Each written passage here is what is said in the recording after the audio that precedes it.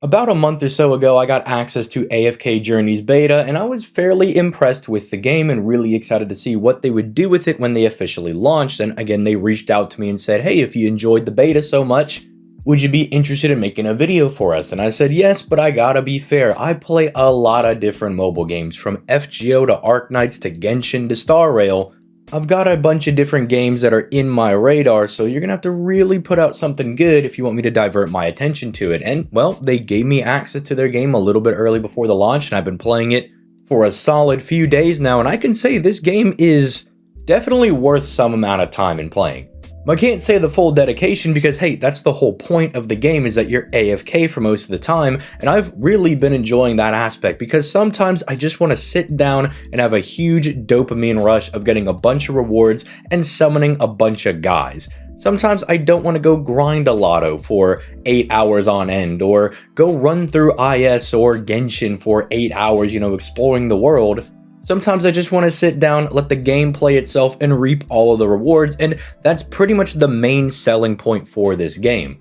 But I also do like that there's kind of a counterbalance to that, to where if you actually don't want to be AFK, maybe you do want to put some more time into the game, the exploration gets a little bit more deep, because you can just have your party just auto-explore and run into enemies and take care of them. The fights can all be automated, they can be run at 2x speed, and you can practically just let the game play itself. But if you do want to take the exploration into your own hands, you can find hidden bosses, you can find hidden chests that it doesn't seem like the party will go out of their way to find for you, and so it does allow you to kind of get through areas rather quickly if you're just, doing something else at the time and you need the game to kind of just get to that next area for you. But if you ever want to backtrack and go see if you missed anything, and you actually want to play the game for a bit, you do get some rewards out of doing that, which I do like that there's kind of a risk-reward thing there, that you can save a lot of time and not really pay a bunch of attention, but if you do want to play, you get rewarded for it, so that's very nice. Another thing that I know I am a huge sucker for, that is character customization in the game, particularly with the actual main character. I'm a little baffled at how many options there are, from being able to change your hairstyle to your eye color, your face shape. You can even give a woman a mustache if you wanted to. There seem to be a plethora of different outfits, from just the actual base fit to like a cape to backpack accessories to eye patches. Really, you can kind of do whatever you want with the character, and I absolutely love that. I'm a huge sucker for any game that will give you in-depth character customization. As many of you guys may or may not know if you've come out to some of my streams, I'm a huge fan of games like Baldur's Gate, Skyrim, Fallout. I've been playing a lot of Helldivers recently. Any game that gives me the customization option, I'm already seeing as a fat W. And so if you're also a fan of that, you will enjoy that you kind of just get to unlock things as you go and you play the game, and you can just buy different outfits and whatnot.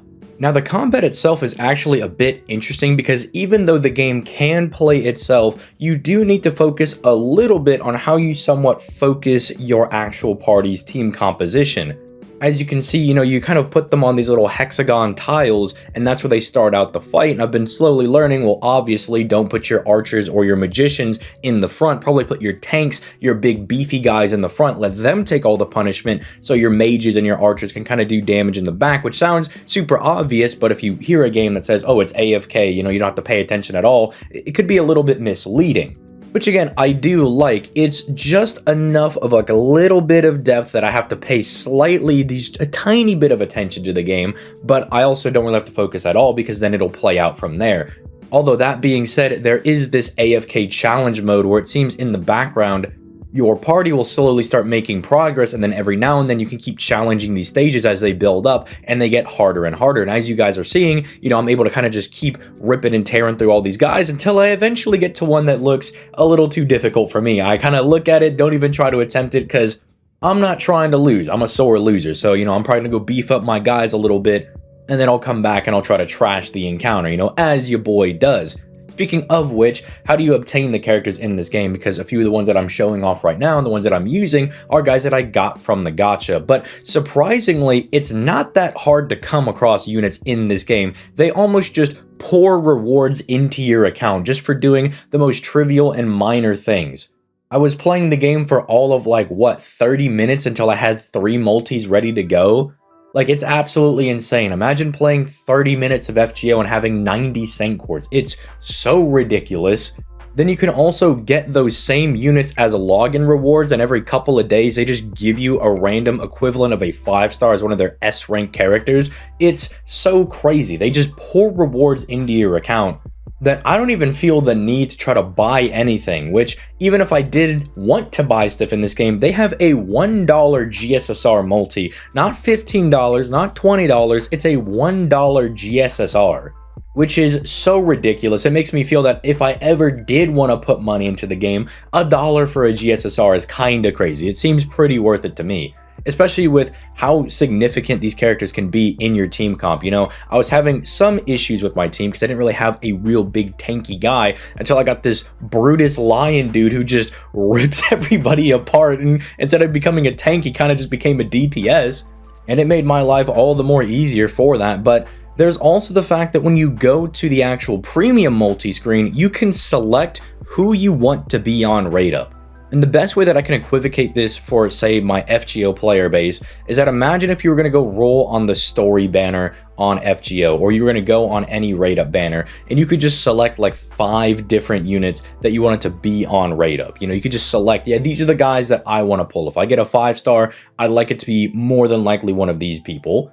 I'm not as familiar with Genshin, but Genshin does seem to kind of have something like that going on right now, where there's like a couple different 5-star units that are on their rate up. You know, it's like Eula and Jean and some other guys.